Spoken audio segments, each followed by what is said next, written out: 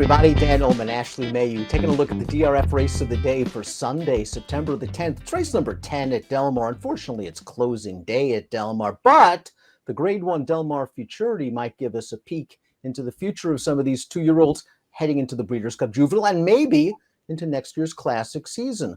Let's take a look at this field. Please scan or click the QR code for Race of the Day access on mobile, which includes free formulator past performances. And the horse they're all going to have to beat, Ashley, is the number 1 Prince of Monaco, 2 for 2 in his career. And wow, a 103 Beyer speed figure capturing the best pal over this Del Mar surface.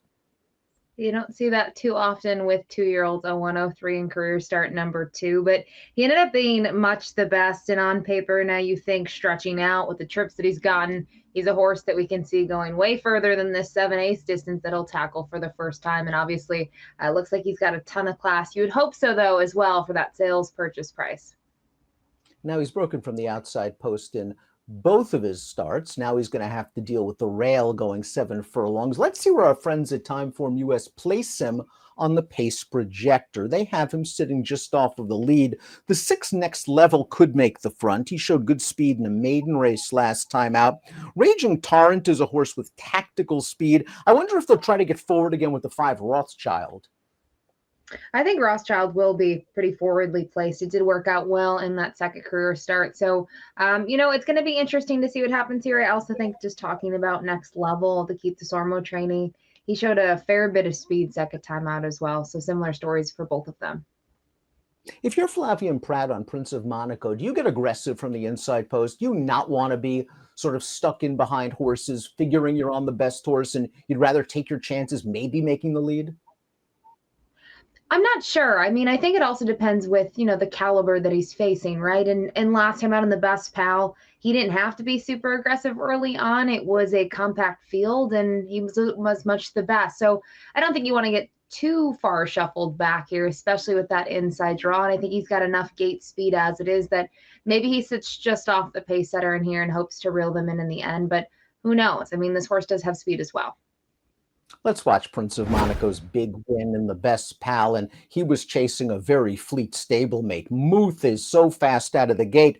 Prince of Monaco made a nice eye-catching move on the turn to get into contention. He makes the lead, and he's on his way to a very comfortable victory, and the Beyer speaks for itself, a 103. Yeah, he just continues to open up here and looks good doing so. And in terms of his stablemate, I thought his stablemate, at that point, once he saw that other horse going by, there was no getting back, past Prince of Monaco. The race was pretty much over. Good effort from both of them. But just to see that big progression, obviously he looked great on debut, but from a figure standpoint, you wonder what his future holds. And it's going to be no shock. He's going to go off favorite in this field. What's great about horse racing is that sometimes little separates the patrician from the plebeian. Up next is the number 2, Valiant Knight. And Valiant Knight's a multiple stakes winner. Heck, he won the Big Horn Futurity at Energy Downs, and he's coming off of a win in the Sweetwater County Fair Futurity. So this is sort of a Cinderella story if he could pull off this upset. It is, and I love reading the DRF closer notes. I mean, kind of the question is, what is he doing here? Was the final words in the closer notes, and this is a huge step up. He is a 3-time winner, which is something that others can't say they've done in their career, but this is like going from the minors to the majors, right? And he's going to have to get over a different configuration. He's going to have to stretch out in distance, but he's won his races pretty easily, but still the class level is very different. Does have some pedigree, bred by the Don Alberto Corporation. He's an Uncle Mo out of a Bernardini mare. The 3 is Miramati. This horse sold for over 7 figures. He's still a maiden after 3 starts, and you get the feeling watching him that he's still green and figuring out the game. I do like him cutting back to 7/8 of a mile, and Baffert obviously likes him running a maiden in a Grade 1 against Prince of Monaco.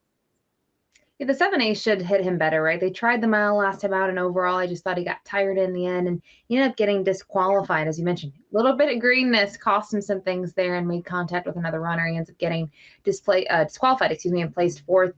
I just tend to shy away from horses that have gone off favored 3 times in a row. Now he's jumping up. The only thing, in my opinion, that's working for him is the fact that he's got the cutback, and Bob must have that confidence in him.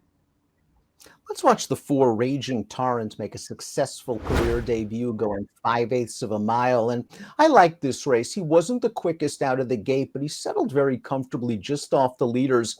And when produced, he willingly runs by the pace setters. This was a very professional performance. He bounced out of this race, finished third against Prince of Monaco. So he does have some improving to do if he's going to best that foe, but he is going the right way. Yeah, and it was interesting to watch his rider, right, opening his hands up off the horse's neck. That's because he lost the whip at some point. So I was trying to encourage him to go forward. I thought he was doing it, what he was asked to be doing in that race. And then next time out in the best pal, as we watched that race earlier, just no one was really close to Prince of Monaco in the end. But I think that he's an intriguing horse in here. I could see him getting a piece, and he still made a progression going forward in terms of things. Raging Torrent beat Rothschild in the video we just showed you, and Rothschild came back to flatter the race with this performance, a gate-to-wire effort going 6.5 furlongs for trainer Tim Yakteen. And it was nice to see Rothschild show the early speed. Now, he didn't have to go very fast on the lead. We see at this juncture he's racing on his left lead, but still, he did show improvement second time out, and once he does switch over, he finishes very nicely.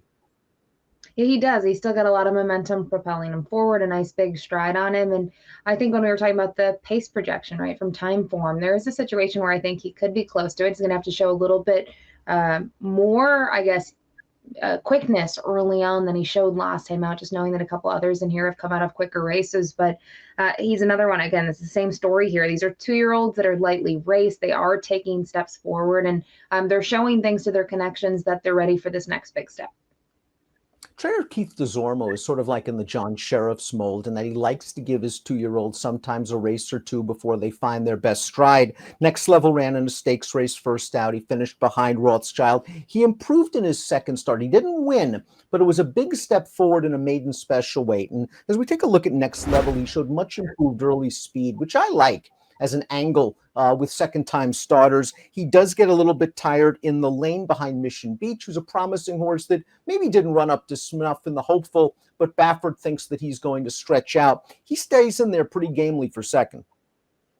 I agree with you in the fact that I like that he was able to show speed second time out after breaking slowly on debut, and they didn't add blinkers. Sometimes we see that right away and they go to the equipment change, and I think maybe that suggests he's got a little bit of maturity in him, and he didn't have everything go his way on debut, and he got a little tired in the end, which I think, just looking at how different those two races were, I think it's to be expected. And now stretching out again, I'm not super concerned about the distance. He's just going to need to face horses that have won before. Another horse that flattered Raging Torrent's career debut was the 7, Mary's Boy Bolt. And this isn't an easy task for a second time out 2-year-old, stretching out from 5 furlongs to a mile, getting up at the wire, overcoming some trouble. The buyer came back slow, so he's really going to have to improve by leaps and bounds against this field, but it looks like he has some ability. It does. And I think, the buyer comes back slow overall. The race wasn't that quick when you see, especially what they did for 3/4, but he was still closing on a slower pace, which I do think is a positive sign. You would hope, though, a 51 is not necessarily what we've seen from others in here. And I won't even compare that number, right, to Prince of Monaco, even just his other opponents in this race on the weekend. But I like that he was able to take that step forward. And I think it's going to be interesting to see what price he goes off at. He could be a little cold on the tote board, but he's got the ability to go long, and he's proven himself longer than several in here. Before we take a look at our top selections, please click the subscribe button on the Daily Racing Form YouTube channel for the latest DRF videos. Top pick time for our race of the day, closing day at Del Mar. We're going to go with Prince of Monaco. I don't think he even needs to run a 103 buyer to win this race, but breaking from the inside, he's likely to get another experience that should help him out as he moves towards the Breeders' Cup. He's just simply the horse to beat.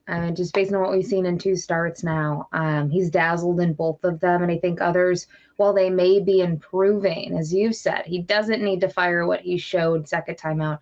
Even what he probably fired on first time out would be good enough against this group. So it's going to be a very short price stand, but he looks like a horse to watch going forward. You're going 1543. I'm going 1456 in the Del Mar Futurity on Sunday. It's a grade 1 for the babies. Good luck.